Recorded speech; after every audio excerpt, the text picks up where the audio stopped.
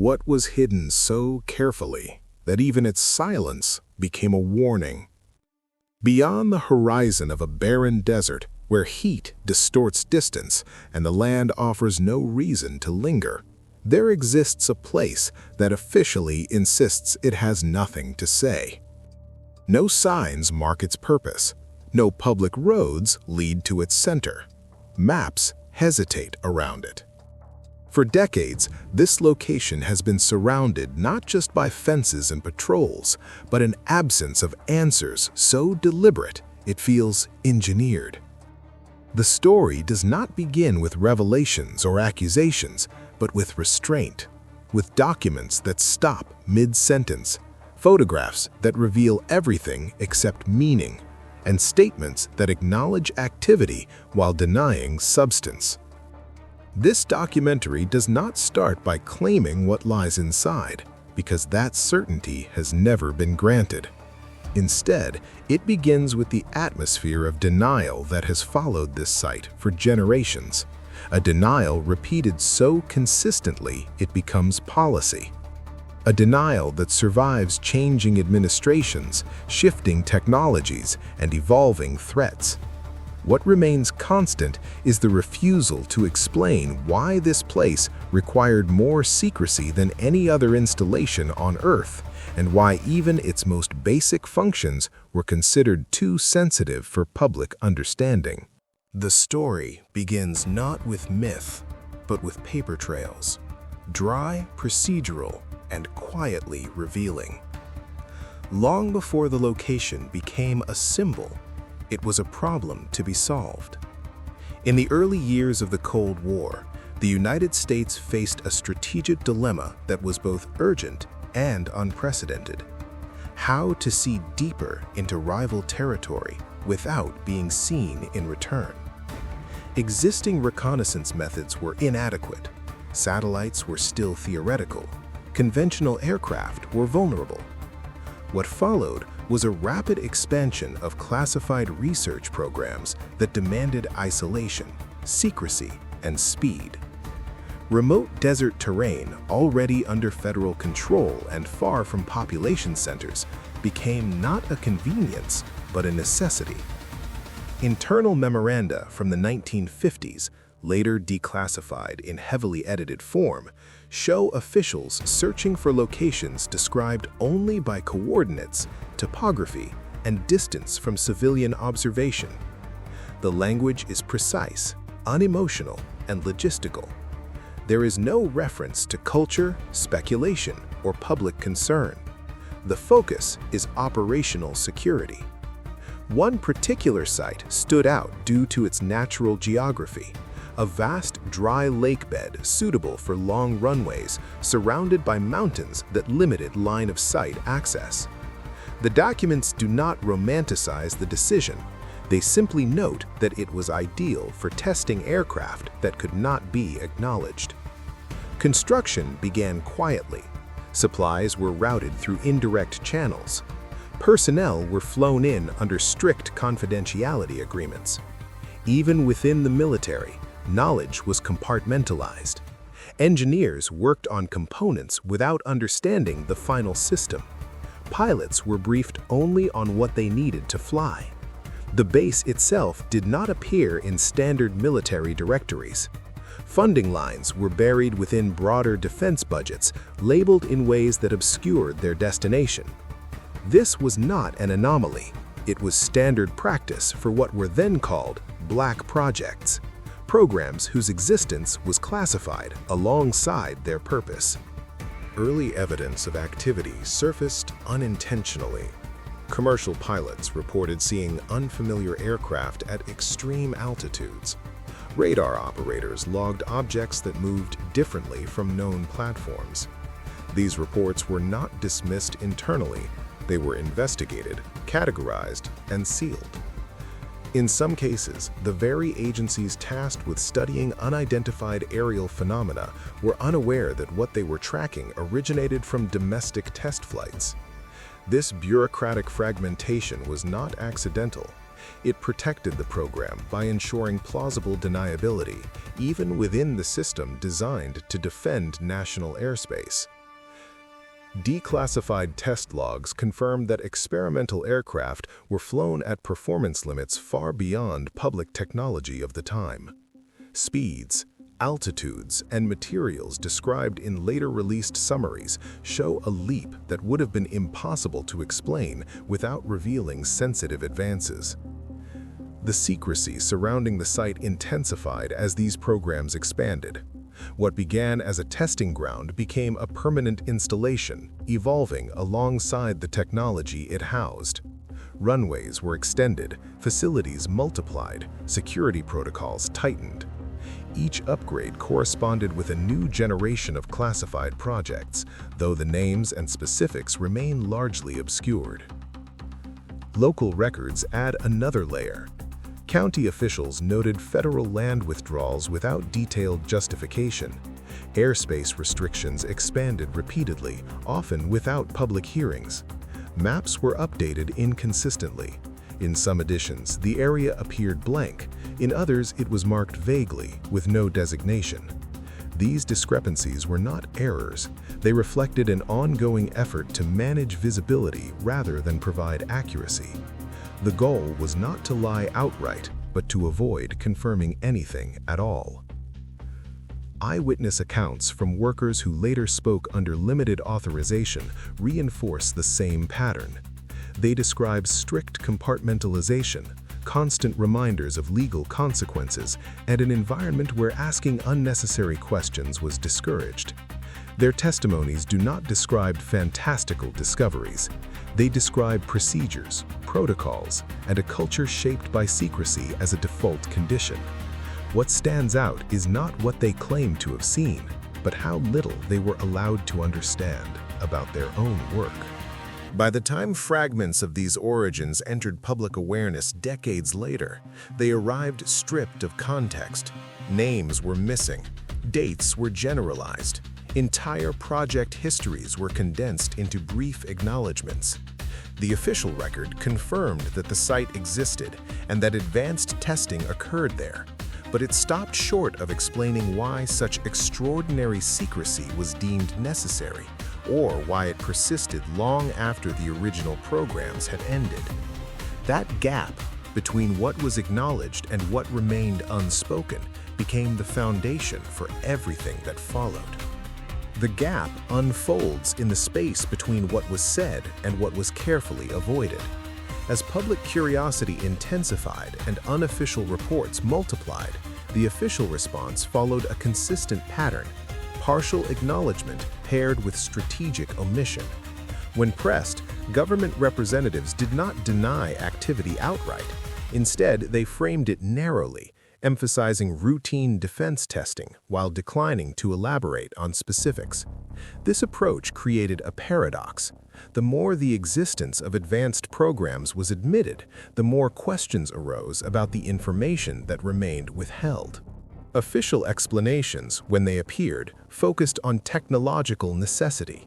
The site, according to released statements, was used to test experimental aircraft and surveillance systems critical to national security. This explanation aligned with known historical pressures of the Cold War and later conflicts. However, inconsistencies emerged when timelines were compared.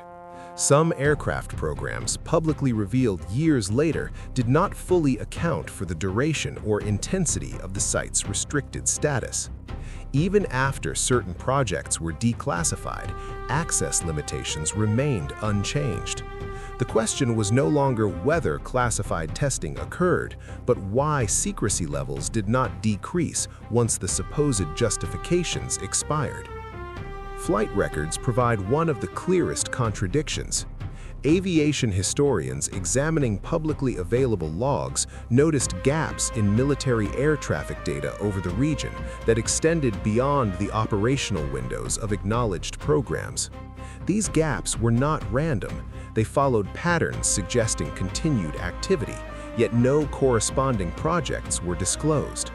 In several instances, aircraft types later confirmed to have been tested elsewhere showed no recorded presence, despite eyewitness reports placing them in the restricted airspace. The discrepancy was never formally addressed.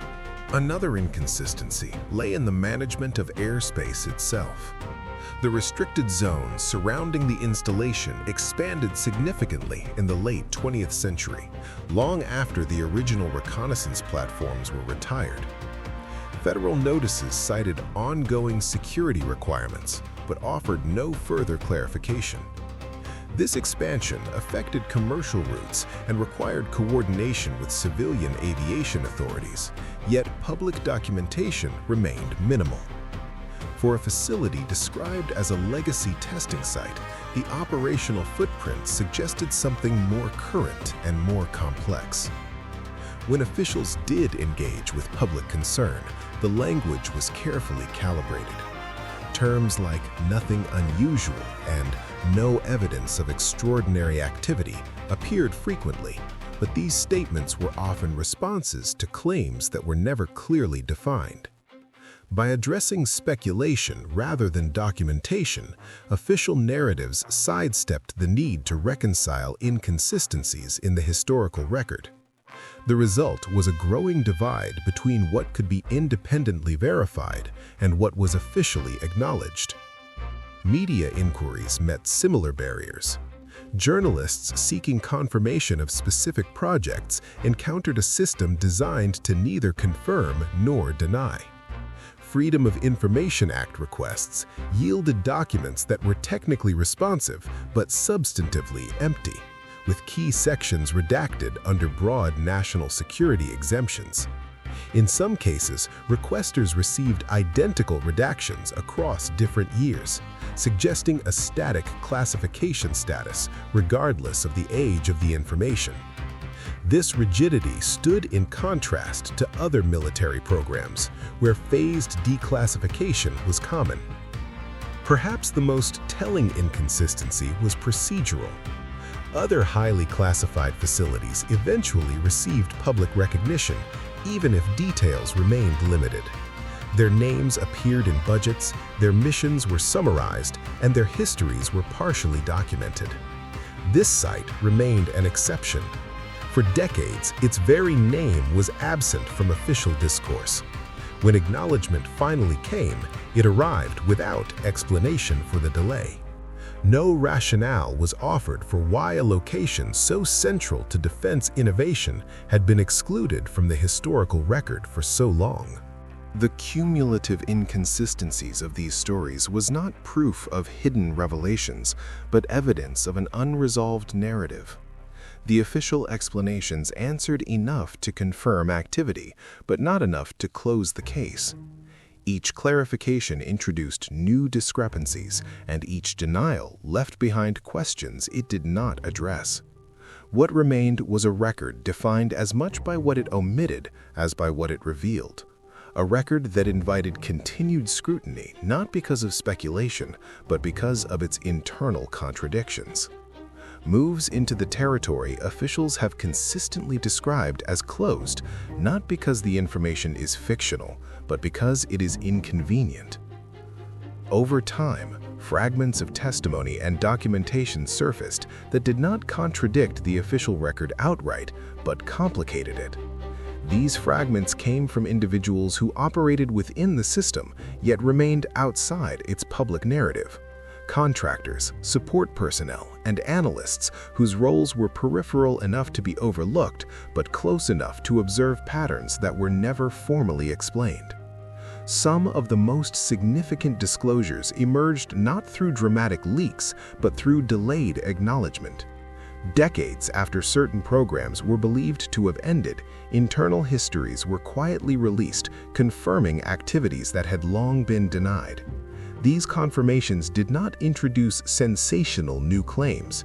Instead, they validated earlier reports that had been dismissed as impossible at the time. Aircraft designs once labeled imaginary were shown to have existed. Flight capabilities once ridiculed were revealed to have been tested successfully. The implication was not that extraordinary events had been concealed, but that ordinary secrecy had been enforced to an extreme degree. Testimony from former personnel adds further context. Under oath, some acknowledged that even within classified environments, information was tightly siloed. Teams worked on isolated components without awareness of the broader system. Security briefings emphasized legal consequences over operational understanding. In this environment, misinformation was not always intentional, it was structural. Individuals could truthfully deny knowledge while still being part of a larger, undisclosed program. This dynamic complicates later attempts to reconstruct a coherent history, because absence of knowledge does not equate to absence of activity. There were also accounts that never reached formal hearings. In interviews conducted years later, some workers described procedural anomalies, projects that appeared suddenly without explanation, equipment delivered under unfamiliar designations, and test schedules that did not align with known program timelines. These accounts were often cautious, limited to logistics rather than purpose. Importantly, they stopped short of making claims about the nature of the technology involved. What they described instead was a system that operated on a need-to-know basis, so narrow that it prevented holistic oversight. Forgotten testimony is not limited to individuals. Institutional memory itself appears fragmented. Congressional records show briefings that reference advanced development sites without naming them. Oversight committees approved budgets linked to classified programs without receiving full operational details, relying instead on assurances from defense agencies. In later years, when members sought clarification, some of the officials involved had retired, and the records they referenced remained classified. This created a feedback loop where oversight existed in form, but not in substance. Whistleblower protections further illustrate the suppression of context rather than content. Individuals who attempted to raise concerns often found that their disclosures were deemed either too classified to discuss or too vague to investigate.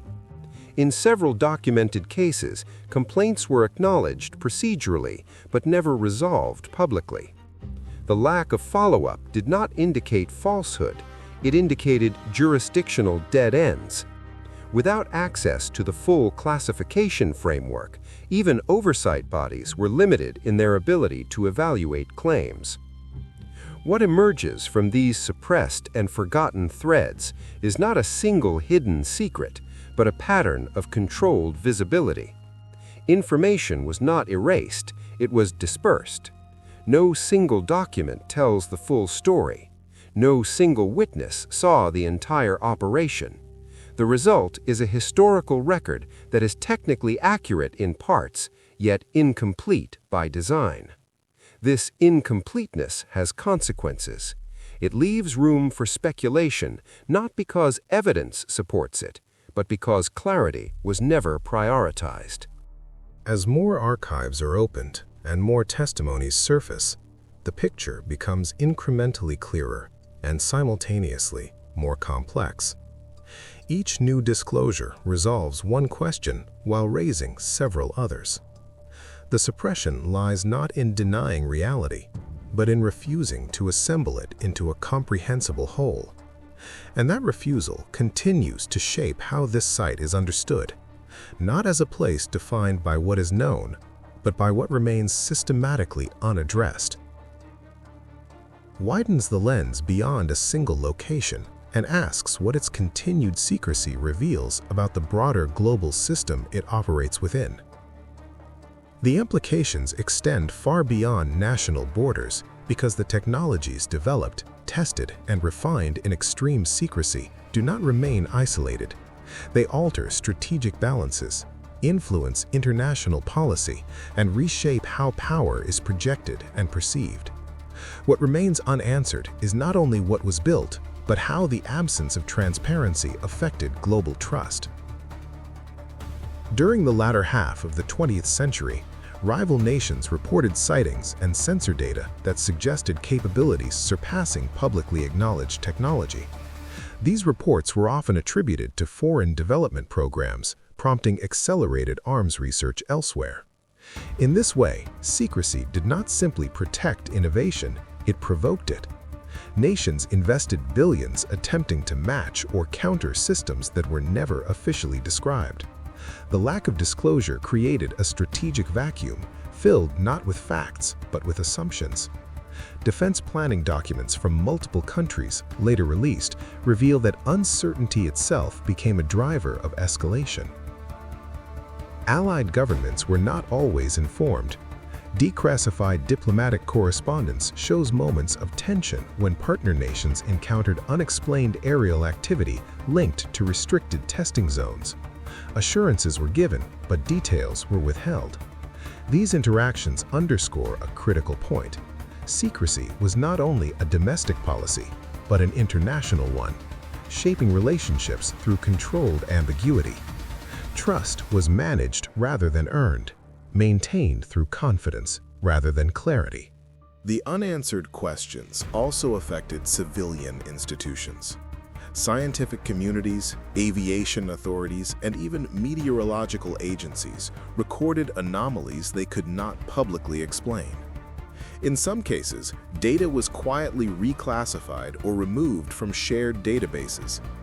Researchers were instructed to revise conclusions without access to underlying causes. This did not suppress science outright, but it constrained it. Knowledge advanced unevenly, influenced by boundaries invisible to those outside defense circles. Public perception became another casualty. In the absence of clear information, narratives filled the void. Some were exaggerated, others were dismissed without investigation. The resulting polarization between those who believed nothing was hidden and those who believed everything was hidden made rational discourse difficult. This environment benefited secrecy by reframing legitimate questions as fringe curiosity. The issue was no longer about records or accountability, but about belief systems, diverting attention from verifiable gaps in documentation. Globally, the precedent was clear. If one nation could operate a facility of such scale and secrecy for decades with minimal disclosure, others could follow, and they did. Similar installations emerged worldwide, often justified by the same language of necessity and security. The legacy of this model is a fragmented international landscape where significant technological developments occur beyond public scrutiny, governed by agreements few citizens ever see. Yet the most enduring implication lies in what remains unresolved. As threats evolve from state actors to decentralized risks, the rationale for absolute secrecy grows weaker, not stronger. Transparency becomes a tool for resilience, not vulnerability. And still, the questions persist. Why does the restricted status remain? Why are records released without context? Why does acknowledgement stop where understanding should begin? These unanswered questions do not accuse, they invite examination. They challenge the assumption that secrecy, once justified, must remain permanent. And they remind us that the cost of silence is not only confusion, but the erosion of informed consent in societies built on the promise of accountability. This does not resolve the mystery, because resolution was never the pattern. Instead, it returns to the record as it stands, fragmented, redacted, and carefully maintained. After decades of scrutiny, investigations, and partial disclosures, the most striking feature of this story is not what has been confirmed, but what remains structurally unanswered. The site exists. Its role in advancing classified technology is now acknowledged. Yet the full scope of its operations, past and present, remains undefined, not due to a lack of inquiry, but due to a persistent refusal to complete the narrative. Official statements continue to rely on the same framework established generations ago.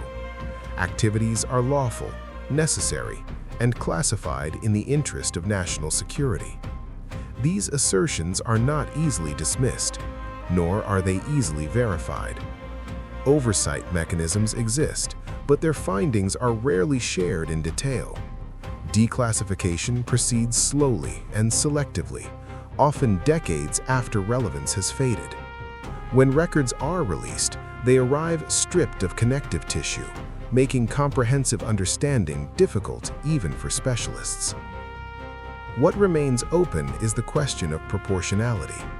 At what point does secrecy outlive its justification? At what point does protection become insulation from accountability? These are not rhetorical concerns. They are documented in the gaps between approvals and explanations, between budgets and outcomes. The absence of clear answers does not imply wrongdoing, but it does indicate an unresolved tension between security and transparency that has never been fully addressed. The individuals who worked there age and pass away. Technologies evolve and are replaced. Threats change. And still, the site remains, operating within a framework established in a different era. Each generation inherits the same limited account, asked to accept continuity without context. This is not how most institutions function. Histories are written, lessons are learned, and policies adapt. Here, adaptation appears constrained by classification rather than informed by it. In the end, the question is not what extraordinary secret was kept, but why ordinary explanation was withheld. Why a facility so influential could exist so long without a complete public history. Why acknowledgement arrived late and clarity arrived incomplete. These questions endure not because of imagination, but because of documentation that stops short of understanding. The truth, whatever its full shape, remains open, not hidden in a single file or locked behind one door, but distributed across decades of silence, redaction, and restraint. And until that record is allowed to speak in full, the story remains unfinished.